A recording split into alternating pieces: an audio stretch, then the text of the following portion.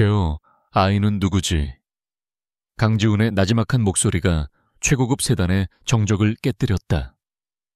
그의 목소리에는 짜증과 이해할 수 없는 호기심이 뒤섞여 있었다.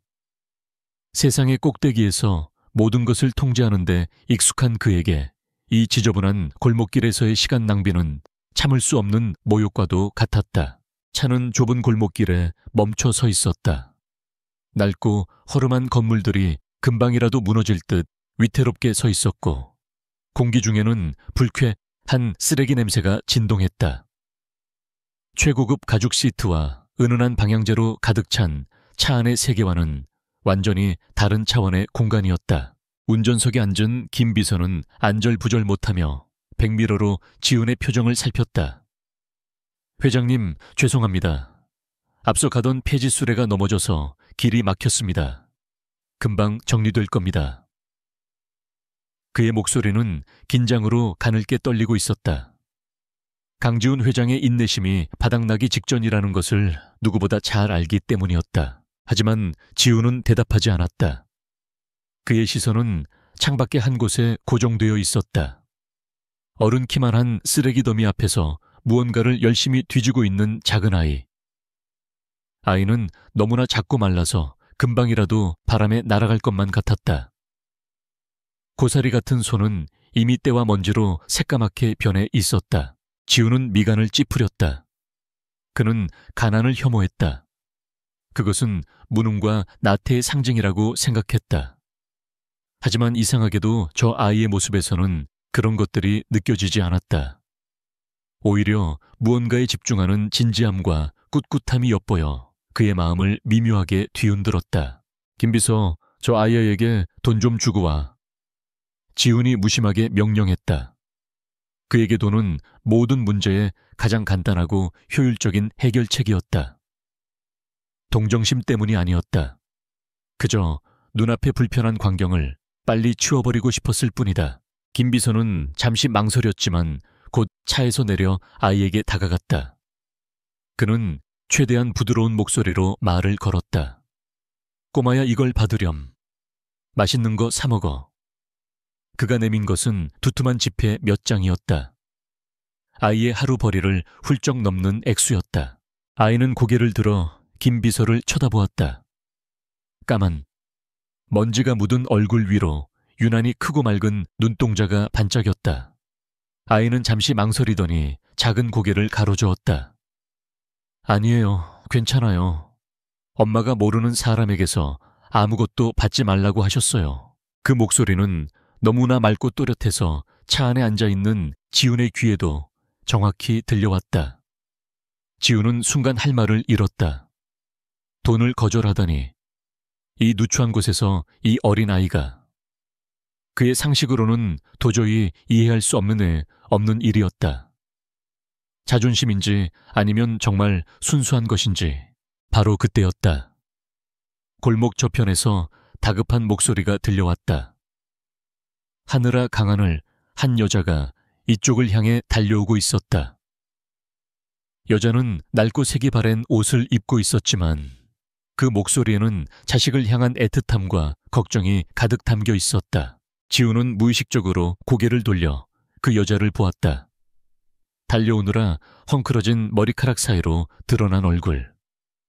세월의 흔적과 고단함이 어려 있었지만 그 이목구비의 윤곽은 그의 뇌리에 번개처럼 내리꽂혔다.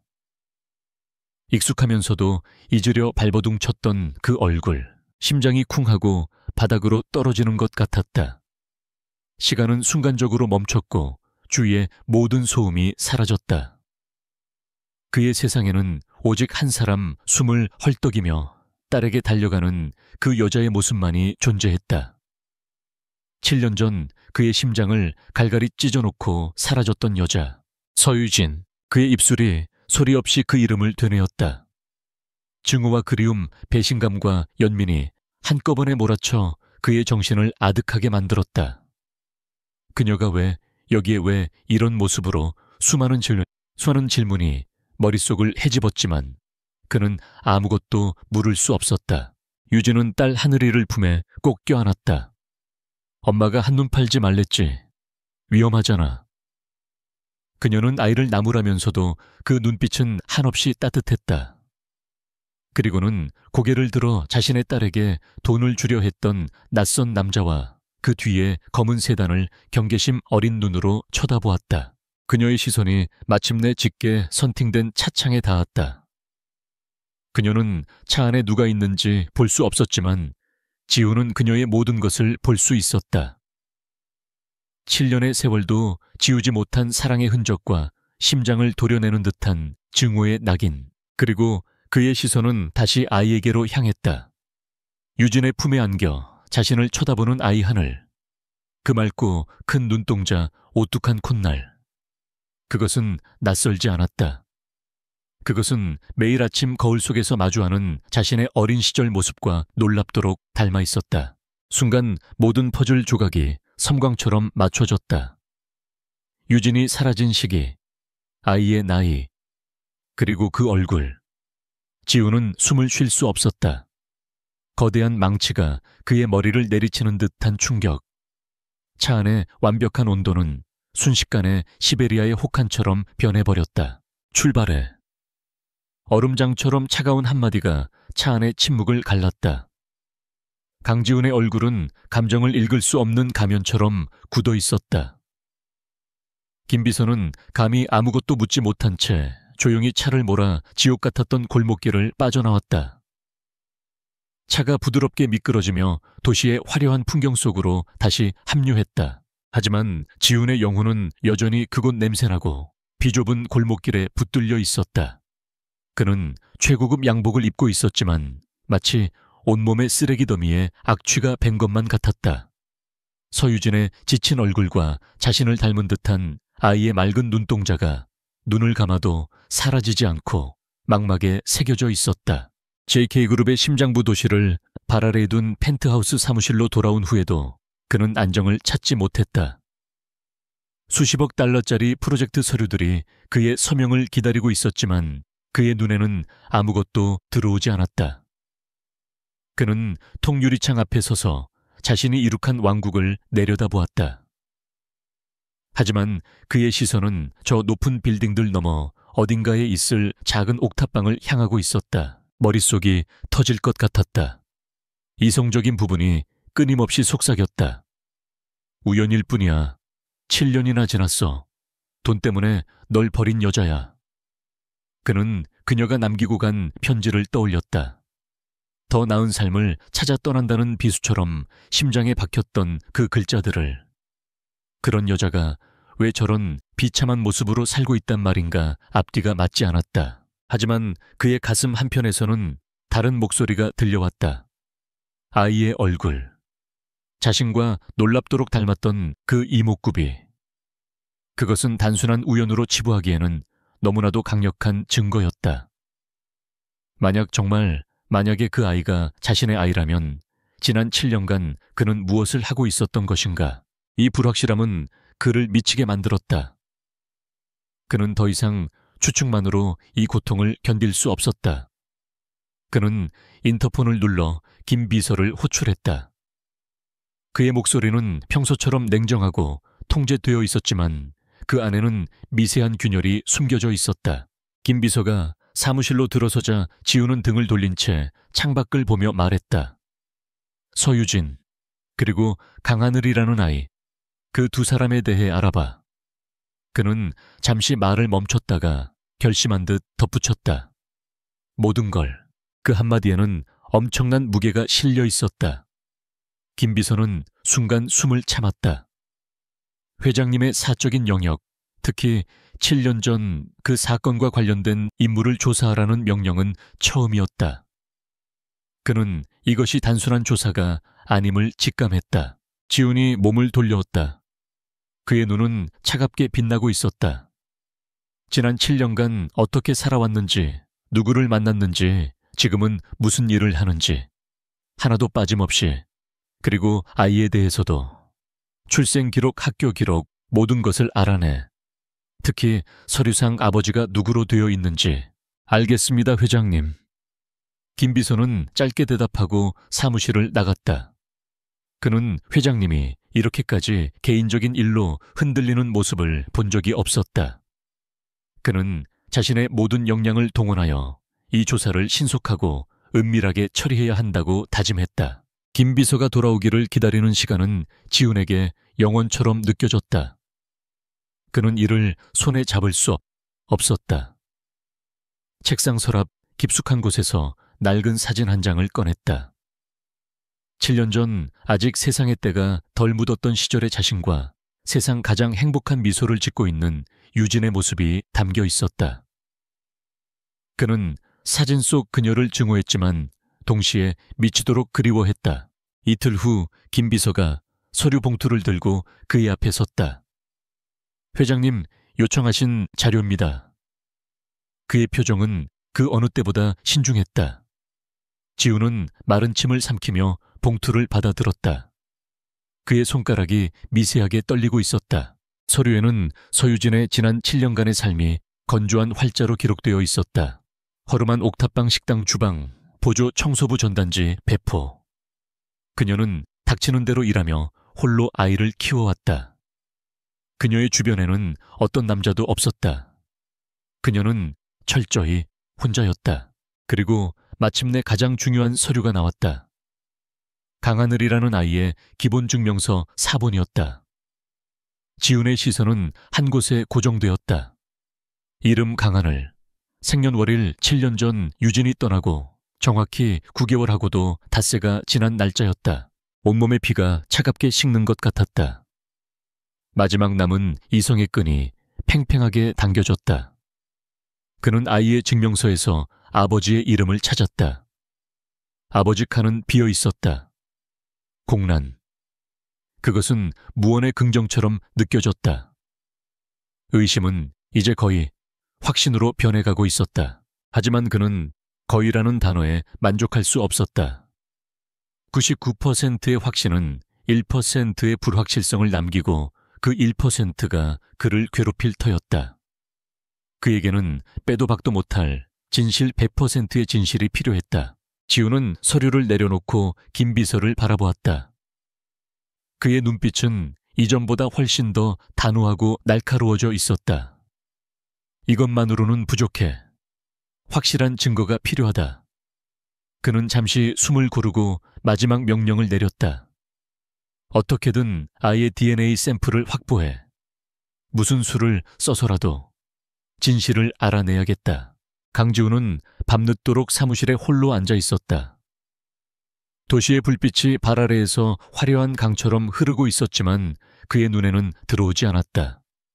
그의 손에는 낡고 모서리가 다른 사진 한 장이 들려 있었다. 그 사진이 과거로 향하는 문을 열어 젖혔다. 기억 속의 그는 지금보다 훨씬 젊고 눈빛에는 야망과 함께 사랑이 가득했다. JK그룹의 젊은 이사였던 그는 세상을 다 가진 것 같았다.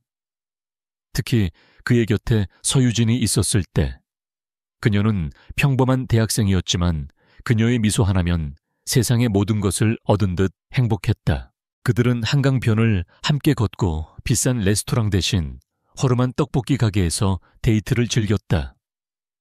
그는 그녀의 소박함과 순수함을 사랑했다. 집안의 반대는 거셌지만 그는 유진만 있으면 모든 것을 극복할 수 있다고 믿었다. 내가 널 지켜줄게. 우리 사랑이면 충분해. 그는 그렇게 맹세했었다. 하지만 그 맹세는 산산조각 났다. 기억은 가장 고통스러운 날로 건너뛰었다. 길고 힘든 해외 출장에서 돌아온 날. 그는 그녀를 놀라게 해줄 생각에 설레는 마음으로 그녀가 살던 작은 오피스텔로 향했다. 그러나 문을 열었을 때 그를 맞이한 것은 텅 빈 공간과 싸늘한 공기였다. 그녀의 모든 흔적이 사라져 있었다. 마치 처음부터 아무도 살지 않았던 것처럼. 식탁 위에는 흰 봉투 하나만이 덩그러니 놓여 있었다. 그의 심장이 불안하게 요동치기 시작했다. 그는 떨리는 손으로 봉투를 열었다. 안에는 짧고 차가운 편지 한 통과 수표 한 장이 들어있었다. 수표의 액수는 그가 알던 서유진이라는 여자와는 전혀 어울리지 않는 거액이었다. 그리고 그는 그 수표가 그의 아버지 개인 계좌에서 발행된 것임을 한눈에 알아보았다.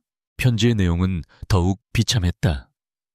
더 이상 이런 삶은 지쳤어요. 당신이 줄 수 없는 모든 것을 줄 수 있는 사람을 만났어요. 날 찾지 마세요. 글자들은 칼날이 되어 그의 심장을 후벼 파았다. 사랑, 믿음, 미래에 대한 모든 약속이 한순간에 거짓이 되었다.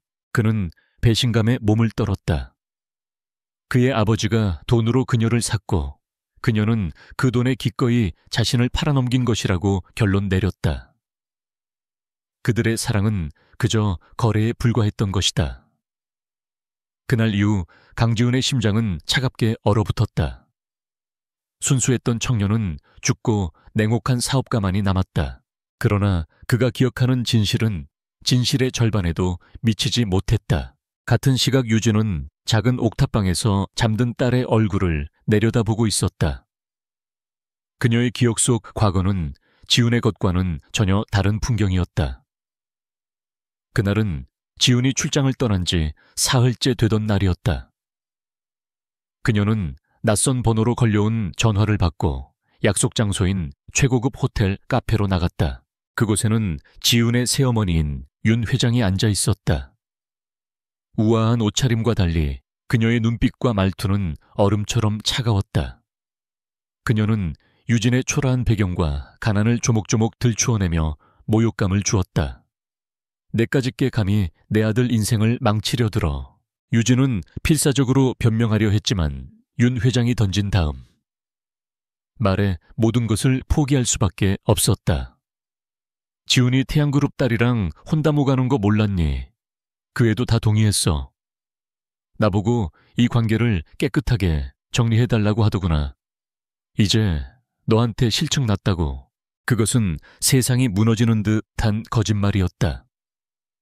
지훈이 자신을 버렸다는 말. 그가 다른 여자와 결혼하기 위해 자신을 정리해달라고 했다는 말.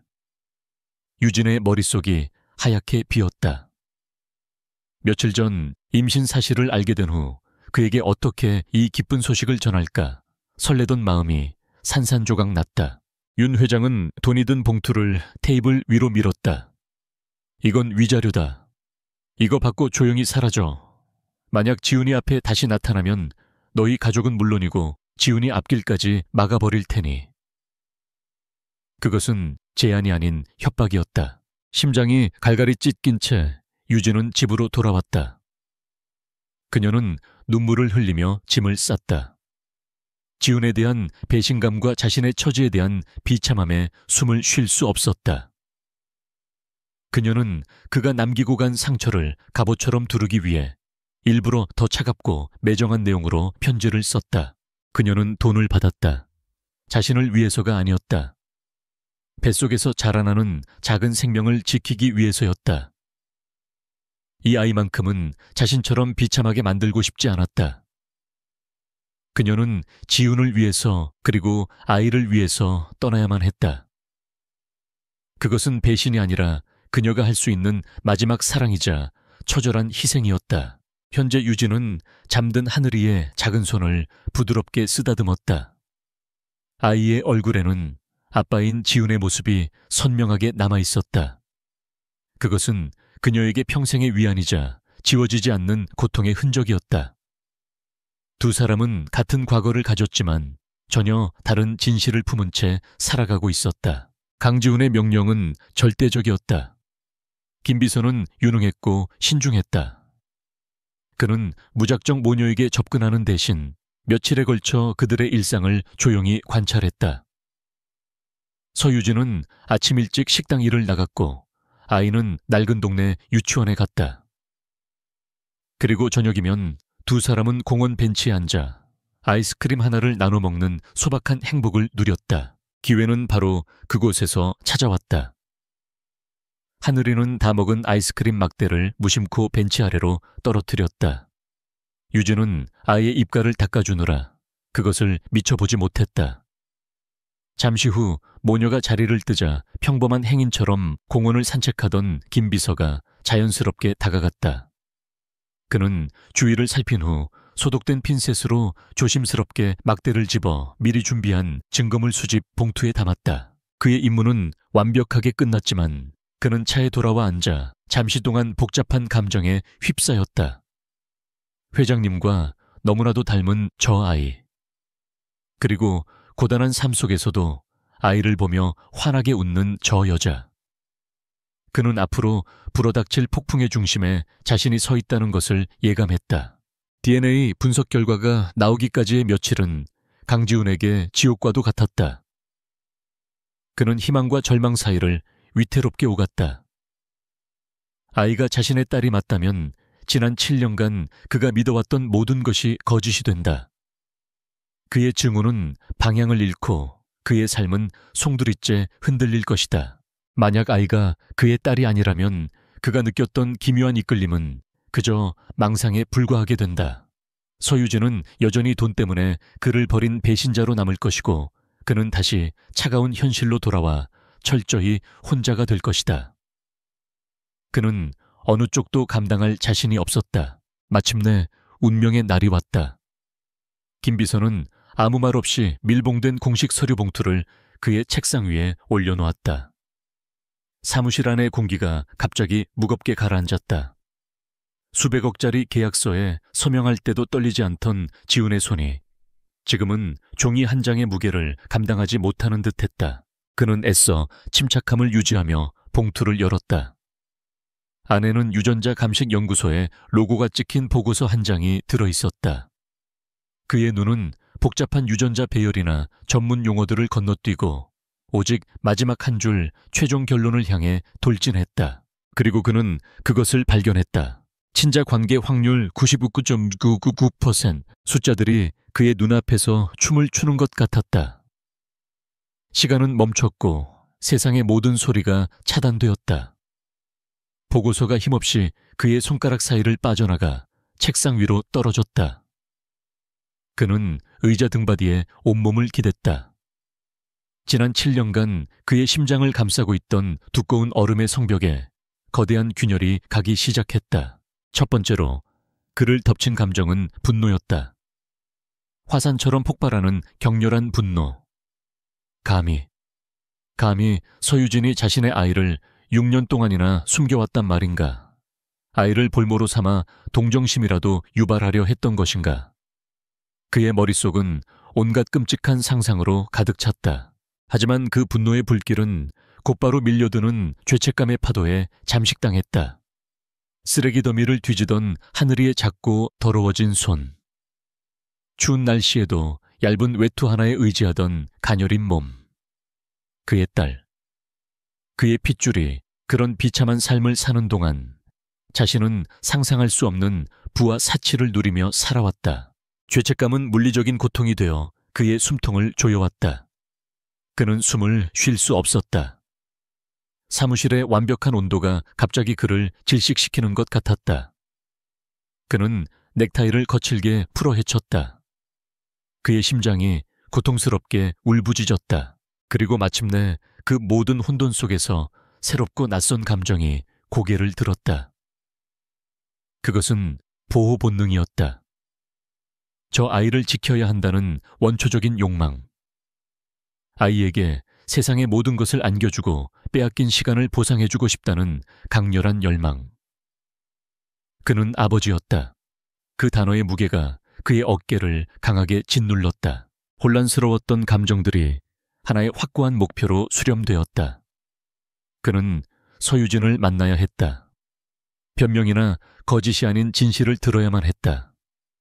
왜 그랬는지, 왜 자신을 속였는지, 왜 자신의 딸을 이런 고통 속에 방치했는지 모든 것을 알아내야 했다. 그는 벌떡 일어섰다. 그의 얼굴에서 망설임과 고뇌는 사라지고 불타는 듯한 결의만이 남았다. 그는 책상 위에 차키를 집어들었다. 김 비서가 무언가 말하려 했지만 그는 들은 척도 하지 않았다. 그는 사무실을 폭풍처럼 빠져나갔다. 그의 목적지는 단 하나 서유진이 있는 곳이었다. 피할 수 없는 대결이 임박해 있었다. 강지훈은 미친 듯이 차를 몰았다. 최고급 세단은 서울의 밤거리를 질주하는 한 마리 흑표범 같았다. 그의 머릿속은 전쟁터였다. 유진과 함께 웃던 행복한 기억의 파편들과 쓰레기 더미를 뒤지던 하늘이의 모습이 끊임없이 충돌하며 그의 이성을 마비시켰다. 그는 답을 원했다. 지금 당장 그는 그녀의 허름한 옥탑방으로 가지 않았다. 그것은 무단 침입처럼 느껴졌다. 대신 그는 그녀가 설거지 아르바이트를 하는 식당의 뒷골목에서 그녀가 일을 마치기만을 기다렸다. 차가운 밤 공기 속에 서 있자니 그녀의 고단한 삶의 현실이 뼛속까지 스며드는 듯했다. 그의 값비싼 차와 더러운 식당 골목의 극명한 대비가 그의 심장을 더욱 후벼 팠다. 마침내 식당 뒷문이 열리고 지친 기색이 역력한 유진의 모습을 드러냈다.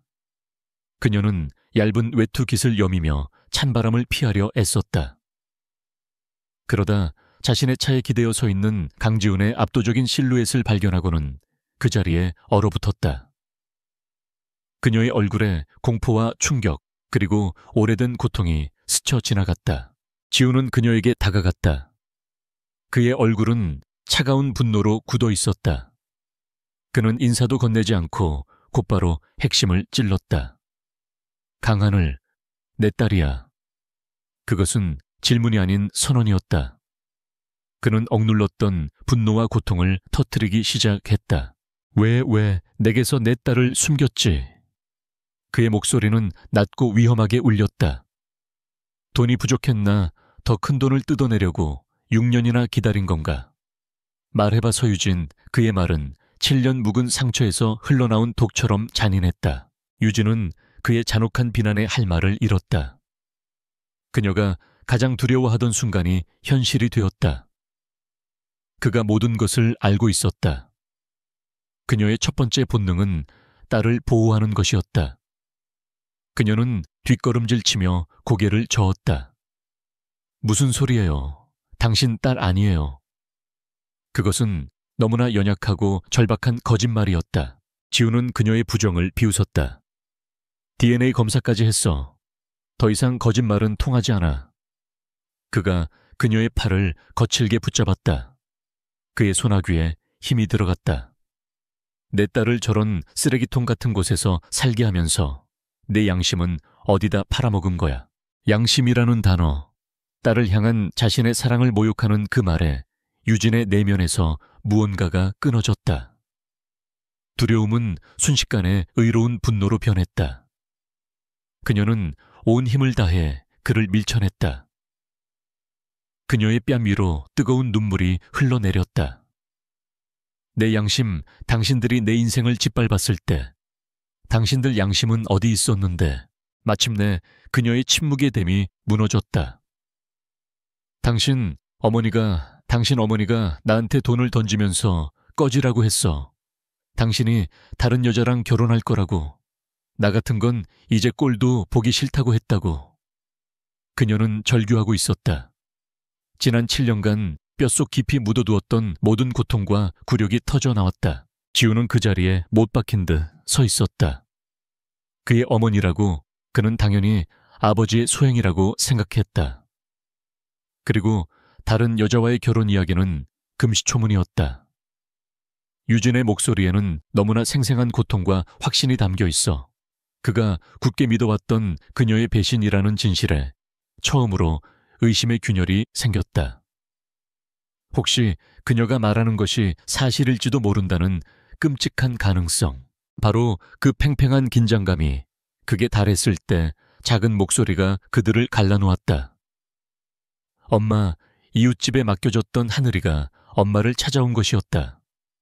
아이는 울고 있는 엄마와 엄마에게 소리치는 무서운 아저씨를 보았다. 하늘이는 곧장 엄마에게 달려가 지훈을 두려움과 적개심이 가득한 눈으로 쏘아보았다. 자신을 괴물처럼 바라보는 딸의 시선은 지훈의 가슴에 비수처럼 꽂혔다. 그는 처음으로 딸의 눈을 통해 자신의 모습을 보았다. 분노에 찬 괴물. 이 대결은 아무것도 해결하지 못했다. 오히려 더 깊은 상처만을 남겼을 뿐이었다. 유진은 하늘이를 품에 꼭 안아 그로부터 딸을 보호했다. 다시는 우리 앞에 나타나지 마. 그녀는 얼음처럼 차가운 한마디를 남기고 아이를 안은 채 어두운 골목길 저편으로 달려갔다. 지우는 홀로 남겨졌다. 그의 날카로운 비난은 재가 되어 입안에 흩어졌다. 그는 답을 얻기는커녕 더 많은 질문과 감당할 수 없는 무게의 진실 앞에 버려졌다. 강지우는 차 안에서 밤을 지새웠다. 그는 집으로 돌아갈 수 없었다. 그가 이룩한 화려한 펜트하우스는 이제 거짓과 기만으로 지어진 성처럼 느껴졌다. 서유진의 절규가 그의 귓가에서 끊임없이 맴돌았다. 당신 어머니가 그 한마디가 그의 7년 세월을 통째로 뒤흔들고 있었다. 그는 미친 듯이 과거를 되짚기 시작했다. 유진이 떠났을 때 새어머니 윤 회장은 누구보다 그를 위로해 주었다. 그녀는 유진을 돈만 밝히는 천박한 여자라 칭하며 그런 여자에게서 벗어난 것이 오히려 잘된 일이라고 말했다. 그리고는 일에만 몰두하라며 그의 등을 떠밀었다. 이제 와 생각해보니 그 모든 위로와 격려가 소름 끼치도록 기만적으로 느껴졌다. 그는 기억의 조각들을 하나씩 맞추어 나갔다. 그가 슬픔에 잠겨 있을 때 그녀가 숨기려 했던 미묘한 미소. 장애물은 제때 치워야 하는 법이란다라고 무심코 던졌던 말. 가장 결정적인 것은 유진이 떠난 직후였다. 무능하기 짝이 없던 강민우가 그가 눈독 들이던 자회사 사장 자리로 발령이 났다. 당시에는 아버님의 결정이라고만 생각했지만 그 뒤에는 항상 윤 회장의 입김이 작용했다는 것을 그는 알고 있었다. 모든 것이 너무나 교묘하게 맞아떨어지고 있었다. 혼란은 차가운 결의로 바뀌었다. 더 이상 자신의 기억이나 감정을 믿을 수 없었다. 그에게는 객관적인 사실이 필요했다. 그는 동의 특위를 기다려 김 비서에게 전화를 걸었다. 그의 목소리에는 어떠한 감정도 실려 있지 않아 오히려 더 섬뜩하게 들렸다. 새로운 지시다. 지훈이 말했다. 7년 전 서유진 씨가 떠났던 그 주를 전후로 한 어머니와 강민우 상무의 모든 행적을 조사해 금융기록 통화 기록 운전기사 운행일지까지 필요하다면 당시 일했던 집안 사람들까지 전부 찾아내. 이것은 위험한 명령이었다. 자신의 가족을 JK그룹의 현 회장을 조사하라는 의미였다. 김 비서는 전화기 너머에서 잠시 숨을 멈췄지만 이내 나지막이 대답했다. 알겠습니다. 그는 지훈의 목소리에서 모든 것을 건 승부사의 비장함을 느꼈다. 한편 바로 그 시각 JK그룹 회장실에서는 강민우가 불평을 늘어놓고 있었다. 그는 언제나처럼 강지훈의 경영 방식에 대해 투덜거리고 있었다. 윤 회장은 그런 아들을 한심하다는 듯 쳐다보며 서류를 검토하고 있었다. 그때 그녀의 개인 전화가 조용히 울렸다. 전화를 건 인물은 그녀가 재무팀에 심어놓은 정보원이었다. 그는 조심스러운 목소리로 보고했다. 회장님 김 비서가 7년 전 회장님의 개인 계좌 거래 내역과 출입 기록 등 민감한 자료들을 요청하고 있습니다. 윤 회장의 표정이 순간 굳어졌다. 평소에 우아하고 여유로운 가면 뒤로 날카로운 불안감이 스쳐 지나갔다. 그녀의 변화를 눈치챈 강민우가 물었다. 어머니 무슨 일이에요? 강지훈이 과거를 파헤치고 있어. 그녀의 목소리는 뱀처럼 차갑게 가라앉았다. 그녀는 직감했다. 강지훈이 서유진을 만난 것이 틀림없었다.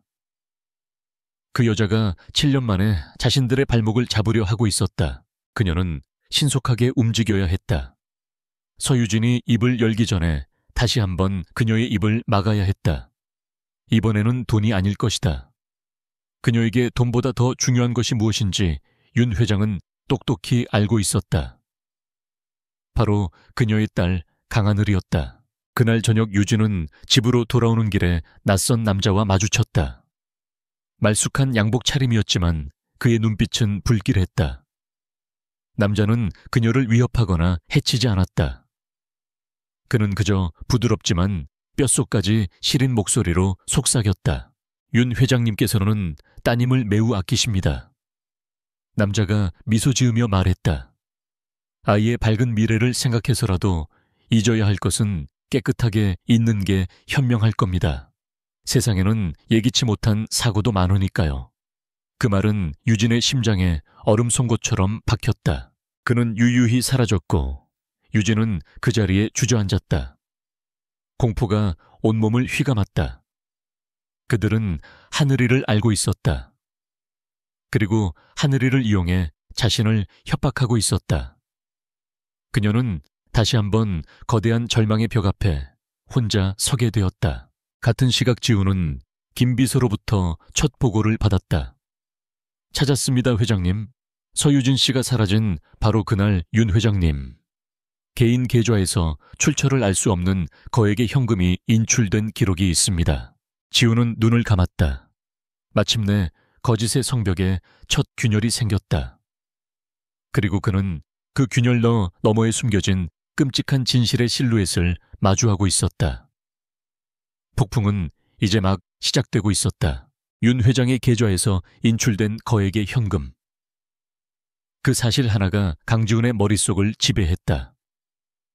그것은 굳게 닫힌 진실의 문을 여는 열쇠와도 같았다. 그는 더 이상 혼란스러워하지 않았다. 그의 눈빛은 사냥감을 추적하는 맹수처럼 차갑고 집요하게 빛났다. 이제 그는 사냥꾼이었다. 하지만 정황 증거만으로는 부족했다. 그는 빼도 박도 못할 증거 윤 회장의 숨통을 끊어놓을 결정적 증거가 필요했다. 그는 김 비서에게 다음 지시를 내렸다. 그 돈을 직접 전달한 사람을 찾아 7년 전 어머니의 운전기사였거나 비서였던 사람. 그들의 입을 열게 만들어. 그 시각 서유진은 공포에 질려 있었다. 윤 회장의 협박은 그녀의 가장 약한 부분을 정확히 겨누었다. 그녀는 또다시 도망칠까 생각했다. 하늘이의 손을 잡고 아무도 모르는 곳으로 사라져버릴까. 하지만 한편으로는 위험한 희망이 싹텄다. 강지훈의 분노하던 모습 뒤에 숨겨진 깊은 고통을 보았기 때문이다. 그녀는 잠든 하늘이의 얼굴을 보며 괴로워했다. 이 아이를 지키기 위해 그녀는 무엇을 해야 하는가?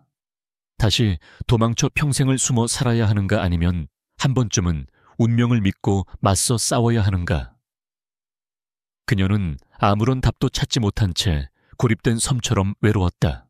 김비서의 조사는 마침내 결실을 보았다.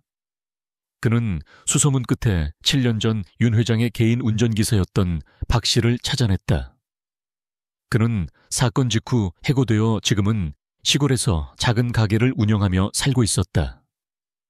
박 씨는 처음에는 보복이 두려워 입을 열기를 완강히 거부했다. 김 비서는 끈질겼다. 그는 위협 대신 설득을 택했다. 그리고 두둑한 돈 봉투를 내밀었다. 이것은 뇌물이 아니라 진실을 말하는 것에 대한 정당한 보상이자 새로운 삶을 위한 미천이었다. 오랜 고민 끝에 박 씨는 마침내 무거운 입을 열었다. 그의 증언은 충격적이었다. 그는 7년 전 그날 윤 회장을 호텔 카페까지 태워다 준 일을 생생히 기억했다. 젊은 여자를 만나러 간다던 윤 회장은 호텔을 나올 때 매우 만족스럽고 의기양양한 표정이었다고 했다. 그리고 며칠 뒤 그는 윤 회장의 지시로 편지와 수표가 든 봉투를 유진의 텅 빈 오피스텔에 직접 가져다 놓았다고 고백했다. 당시에는 이상하게 생각했지만 감히 질문할 용기가 없었다고 덧붙였다. 가장 결정적인 것은 그 다음이었다. 죄책감과 불안감에 시달리던 그는 며칠 후 자신을 불러 입단속을 시키는 윤 회장과의 대화를 몰래 녹음해 두었다. 그는 자신을 보호하기 위한 마지막 수단으로 낡은 마이크로 카세트 테이프를 김 비서에게 넘겼다. 그것이 바로 스모킹 건이었다. 김 비서는 보고서만 들고 돌아오지 않았다. 그는 박 씨를 직접 데리고 지훈의 사무실로 향했다. 그리고 지훈의 앞에서 낡은 카세트 플레이어의 재생 버튼을 눌렀다. 치직하는 잡음과 함께 7년 전의 목소리가 사무실의 정막을 깨고 흘러나왔다. 그것은 분명 윤 회장의 목소리였다. 박 기사 그 계집애에 대한 일은 무덤까지 가져가. 쓸데없는 소리가 내 귀에 들리면 자네 식구들이 길바닥에 나앉게 될 줄 알아. 목소리는 우아했지만 그 내용은 칼날처럼 잔혹했다. 강지훈은 의자에 앉아 미동도 하지 않았다. 그는 자신의 인생을 파괴하는 계획을 아무렇지 않게 논의하는 어머니라 불렀던 여자의 목소리를 듣고 있었다. 사랑, 미래, 그리고 자신의 딸이 누렸어야 할 행복. 그 모든 것이 그녀의 탐욕과 그녀의 무능한 아들을 위해 제물로 바쳐졌다. 세상이 산산조각 나는 소리가 들렸다. 진실은 그가 상상했던 배신보다 1000배는 더 끔찍했다. 그는 사랑하는 여자에게 버림받은 것이 아니었다. 그는 가족에게 철저히 기만당하고 이용당한 것이었다. 차가운 분노는 백열처럼 뜨거운 증오로 변했다. 딸과 함께하지 못한 잃어버린 세월에 대한 슬픔이 파도처럼 밀려왔다. 하지만 슬픔과 분노는 그를 마비시키지 않았다. 오히려 그를 새롭게 벼려냈다. 그의 목적은 더 이상 진실을 찾는 것이 아니었다. 이제 그것은 정의의 실현, 그리고 처절한 복수였다. 그는 끔찍한 결의로 어둡게 빛나는 눈으로 김 비서를 바라보았다. 그의 머릿속에서 모든 계획이 세워졌다. 그는 마지막 퍼즐 조각을 맞추기 위해 일어섰다. 비난이 아닌 사죄를 위해, 복수의 서막을 올리기 위해. 서유진 씨를 만나야겠다. 지금 당장. 그의 목소리는 새로운 전쟁의 시작을 알리고 있었다. 강지훈은 이번에는 어두운 골목길에서 기다리지 않았다.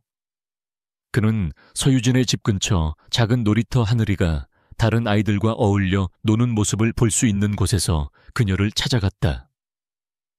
그의 등장은 즉시 유진을 긴장시켰다. 그녀는 본능적으로 그와 딸 사이를 막아서며 경계심을 늦추지 않았다. 하지만 지훈은 소리치거나 다그치지 않았다. 그는 존중의 거리를 유지한 채 멈춰섰다. 그의 첫마디는 분노가 아닌 뼛속 깊은 후회에서 우러나온 사죄였다. 미안합니다. 그의 목소리는 낮고 진실했다. 당신을 믿지 못해서 미안합니다. 당신을 비난해서 미안합니다. 7년 전에. 당신을 지켜주지 못해서 정말 미안합니다. 그는 그녀와 하늘이가 겪었을 모든 고통에 대해 자존심 따위는 버린 채 진심으로 사과했다. 유진은 예상치 못한 그의 모습에 완전히 허를 찔렸다. 말만으로는 충분하지 않다는 것을 그는 알았다. 그는 김 비서가 정리한 증거 자료가 담긴 태블릿 PC를 그녀에게 건넸다. 운전기사의 증언, 녹취록 자금 흐름을 보여주는 금융기록, 그리고 무엇보다 그의 새어머니의 목소리가 담긴 녹음 파일의 전문까지. 유진은 떨리는 손으로 태블릿을 받아들었다. 그녀가 화면의 글자들을 읽고 녹음된 목소리를 듣는 동안 그녀의 표정은 두려움과 의심에서 충격으로, 그리고 마침내 깊고 조용한 분노로 변해갔다. 7년간 그녀는 배신자라는 멍에를 짊어지고 살아왔다. 이제야 모든 진실이 밝혀진 것이다. 그녀의 뺨 위로 눈물이 흘러내렸다. 그것은 슬픔의 눈물이자 마침내 되찾은 명예에 대한 안도의 눈물이었다. 그녀는 더 이상 무력한 희생자가 아니었다. 지훈은 그녀의 눈을 똑바로 바라보며 말했다. 그들에게 죗값을 치르게 할 겁니다. 당신과 하늘이를 위해서, 그리고 우리가 잃어버린 시간을 위해서. 그는 용서를 구하거나 다시 시작하자고 말하지 않았다. 대신 그는 정의를 약속했다. 그는 그녀에게 자신을 믿고 함께 싸워달라고 요청했다. 유진은 말없이 고개를 끄덕였다. 그들 사이에 위태롭지만 단단한 연대가 형성되었다. 복수의 서막이 올랐다. 그날 이후 강지훈은 감정적인 남자가 아닌 냉철한 전략가로 돌변했다. 그는 김 비서를 통해 유령 회사를 내세워 JK그룹의 주식을 조용히 사들이기 시작했다. 그의 권력 기반을 아무도 모르게 다지는 작업이었다. 동시에 그는 강민우가 관리하는 자회사를 목표로 비밀 내부 감사를 시작했다. 그가 이미 알고 있는 횡령과 무능의 증거들을 공식적인 서류로 확보하기 위함이었다. 그는 또한 아버지의 비전을 따르던 충성스러운 이사들과 은밀히 접촉하며 다가올 변화를 암시하고 그들의 충성심을 시험했다. 하지만 그의 진짜 전쟁터는 회사가 아니었다. 복수는 가족 없이는 공허한 메아리에 불과했다. 그는 딸의 마음을 얻는 것이 그 어떤 기업 인수보다 어렵고 중요하다는 것을 알았다. 그는 값비싼 선물 대신 자신의 시간을 들고 그들을 찾아가기 시작했다. 처음의 만남은 어색하기 짝이 없었다. 하늘이는 여전히 엄마를 울렸던 무서운 아저씨를 경계했다. 지우는 아이가 좋아하는 그림책이 있다는 것을 알아냈다. 그는 장난감 더미가 아닌 낡은 그림책 한 권을 들고 그들의 작은 옥탑방을 찾았다. 그는 하늘이에게 책을 읽어주겠다고 제안했다. 아이가 망설이자 유진이 안심시키는 눈빛으로 고개를 끄덕여 주었다. 그는 작은 방에 어울리지 않는 큰 몸을 웅크리고 앉아 책을 읽기 시작했다. 처음에는 목소리가 뻣뻣했지만 점차 이야기에 빠져들었다. 하늘이는 조심스럽게 그에게 다가와 이야기에 귀를 기울였다. 이 작은 순간이 지훈에게는 수십억 달러짜리 계약보다 더 큰 승리였다. 무너진 가족을 재건하는 첫 번째 벽돌이 놓이는 순간이었다. 지훈이 마지막 페이지를 읽어주었을 때 하늘이는 처음으로 두려움이 아닌 호기심 어린 눈으로 그를 올려다보았다. 부엌 문가에서 그 모습을 지켜보던 유진의 얼굴에 희망과 경계심, 그리고 오래전에 죽었다고 생각했던 애틋함이 복잡하게 뒤섞여 떠올랐다. 기업을 향한 전쟁의 전선이 구축되는 동안 새로운 가족을 위한 토대가 조용히 다져지고 있었다. 강지훈이 소집한 긴급 이사회 당일 JK그룹의 회의실에는 폭풍 전야의 긴장감이 감돌았다. 이사들은 회의의 목적도 모른 채 모여 앉아 불안한 듯 웅성거렸다. 윤 회장과 강민우는 자신감 넘치는 표정으로 회의실에 들어섰다. 그들은 오늘이 바로 강지훈을 끌어내릴 절호의 기회라고 믿어 의심치 않았다. 예상대로 윤 회장이 먼저 포문을 열었다. 그녀는 깊은 우려가 담긴 표정을 지으며 자리에서 일어섰다. 그녀는 최근 강지훈의 변덕스러운 행동과 회사 일의 소홀한 태도, 그리고 과거의 한 여자에게 집착하는 모습에 대해 이야기했다. 그녀는 그가 감정적으로 불안정하여 중대한 시기에 회사를 이끌 자격이 없다고 몰아붙였다. 강민우는 조작된 보고서를 흔들며 강지훈이 중요한 프로젝트들을 등한시했다는 거짓 증언으로 어머니의 말을 뒷받침했다. 그들의 목표는 지훈의 직무를 정지시키고 강민우를 임시회장 대행으로 앉히는 것이었다. 모든 것이 그들의 각본대로 흘러가는 듯 보였다. 그러나 그들의 맹렬한 비난 속에서도 강지훈은 표정 하나 바꾸지 않고 완벽한 평정을 유지했다. 그는 그들이 스스로 무덤을 팔 때까지 그들의 모든 말을 묵묵히 들어주었다. 그의 침묵은 그 어떤 분노의 표출보다 윤 회장의 신경을 더욱 거슬렀다. 마침내 그들의 말이 끝나자 회의실의 무거운 침묵이 내려앉았다. 지훈이 천천히 자리에서 일어섰다. 그는 목소리를 높이지 않고 차분하게 말했다. 어머니의 우려 섞인 말씀에 감사드립니다. 하지만 회사를 위험에 빠뜨리는 진짜 원인에 대해서는 우리가 제대로 논의해야 할 것 같습니다. 그가 김 비서에게 신호를 보내자 회의실 정면에 대형 스크린이 켜졌다. 그는 방역의 첫 카드로 반박 불가능한 기업 범죄의 증거들을 꺼내 들었다. 스크린에는 강민우가 관리하던 자회사에 대한 내부 감사 결과가 나타났다. 조작된 수익 보고서, 횡령의 증거, 강민우 친구들이 소유한 유령 회사와의 계약서들이 낱낱이 공개되었다. 다음 화면에서는 기업 스파이 행위의 증거가 이어졌다. 강민우가 경쟁사에 기밀 프로젝트 입찰 정보를 유출했음을 증명하는 이메일과 서버 기록이었다. 그로 인해 JK그룹이 입은 손실은 수백억 원에 달했다. 회의실은 순식간에 아수라장이 되었다. 강민우는 얼굴이 새하얗게 질려 부인하기에 급급했다. 윤 회장은 아들을 향한 음해라며 상황을 수습하려 했지만 지우는 그녀에게 기회를 주지 않았다. 그는 잠시 말을 멈춰 충격이 퍼지기를 기다렸다가 다시 입을 열었다. 하지만 이것은 단순한 돈 문제가 아닙니다. 이것은 JK그룹의 리더가 가져야 할 기본적인 신뢰와 도덕성의 문제입니다. 스크린이 바뀌었다. 이번에는 영상이 아닌 음성 파일이 재생되었다. 7년 전 윤 회장이 운전기사를 협박하며 그 계집애를 처리했다고 말하는 차가운 목소리가 회의실 전체에 울려 퍼졌다. 지우는 이것이 자신의 사적인 복수가 아님을 분명히 했다. 그는 이 모든 것이 무능하고 부패한 강민우를 권력의 자리에 앉히기 위해 벌어진 일이며 그 과정에서 한 개인의 인생이 어떻게 파괴되었고 회사의 근간이 어떻게 흔들렸는지를 냉정하게 설명했다. 이것은 리더의 자질에 대한 심판이었다. 회의실은 통제불능의 상태에 빠졌다. 윤 회장은 분노와 충격으로 말을 잃었고 강민우는 의자에 주저앉아 버렸다.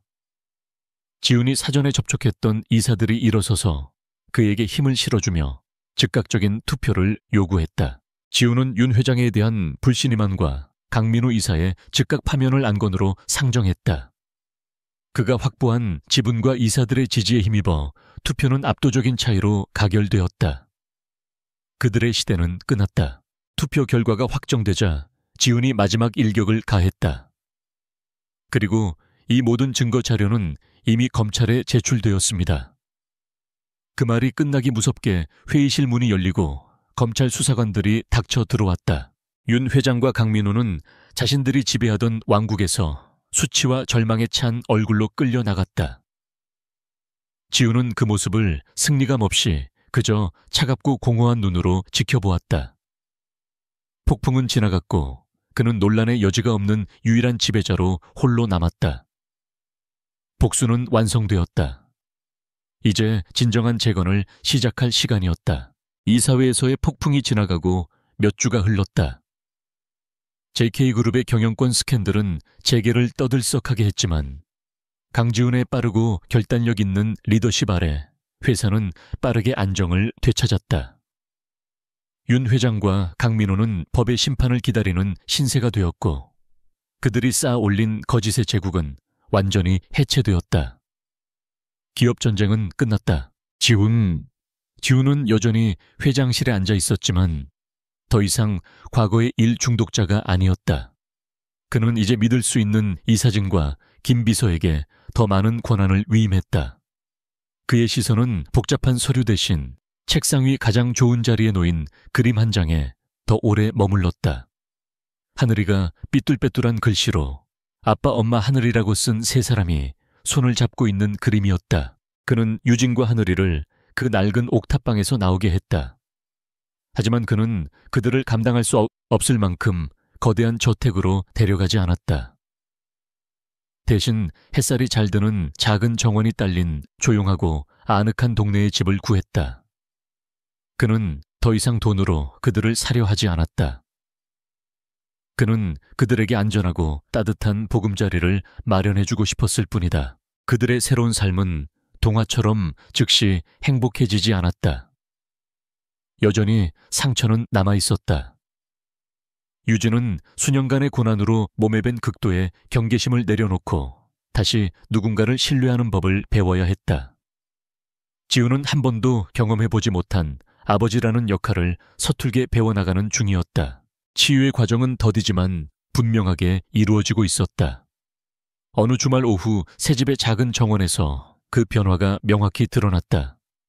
지우는 하늘이를 위해 작은 그네를 조립하고 있었다. 회의실에서는 누구보다 유능한 그였지만 망치와 렌치 앞에서는 서투르기 짝이 없었다. 그는 쩔쩔매다 그만 렌치를 잔디밭에 떨어뜨렸다. 그 모습을 지켜보던 하늘이가 까르르 웃음을 터뜨렸다. 아이는 더 이상 그를 두려워하지 않았다. 아빠의 서툰 모습이 그저 재미있을 뿐이었다. 아이는 아장아장 걸어와 떨어진 렌치를 주어 그에게 내밀었다. 아빠 이거. 그 무심코 나온 아빠라는 한마디. 지우는 순간 숨을 멈췄다. 온몸에 따뜻한 전류가 흐르는 것 같았다. 그는 벅차오르는 감정을 누르며 아이의 머리를 쓰다듬었다. 그때 유진이 레모네이드를 들고 정원으로 나왔다. 그녀는 그 광경을 보고 세상 가장 부드러운 미소를 지었다. 세 사람은 함께 웃으며 그네를 완성했다. 그것은 그들이 가졌어야 할 평범하고 완전한 가족의 모습이었다. 그날 저녁 하늘이가 잠든 후 지훈과 유진은 현관 앞 작은 의자에 나란히 앉았다. 그들은 더 이상 고통스러운 과거를 들추지 않았다. 대신 하늘이가 다닐 학교와 정원에 어떤 꽃을 심을지에 대해 이야기했다. 그들의 대화는 미래를 향한 소박한 희망으로 가득 차 있었다. 지훈이 조심스럽게 그녀의 손을 잡았을 때 그녀는 피하지 않았다. 에필로그. 몇 년의 시간이 흘렀다. 강지훈의 지도 아래 JK그룹은 그 어느 때보다 성공적이고 윤리적인 기업으로 성장했다. 그는 자신의 아픔을 잊지 않고 하늘재단이라는 이름의 대규모 자선재단을 설립했다. 재단은 미혼모와 어려운 환경의 아이들을 돕는데 모든 지원을 아끼지 않았다. 어느 화창한 오후 지훈은 평소보다 일찍 퇴근하여 정원이 있는 집으로 돌아왔다. 몇 년 전 그가 서툴게 조립했던 그네 위에서 이제는 제법 숙녀 티가 나는 하늘이가 즐겁게 노래를 부르고 있었다. 그리고 그 옆 벤치에는 두 번째 아이를 임신하여 배가 부른 유진이 행복한 미소로 딸을 바라보고 있었다. 지우는 아내에게 다가가 부드럽게 입을 맞추고 곧장 그네로 달려가 하늘이의 등을 힘껏 밀어주었다. 딸의 웃음소리, 아내의 사랑스러운 미소, 그리고 곧 태어날 새 생명에 대한 약속. 그는 7년의 시간을 잃었지만 감히 상상조차 할 수 없었던 완벽한 미래를 얻었다. 그의 복수는 끝이 아니었다. 그것은 그의 진짜 인생을 위한 진정한 시작이었다.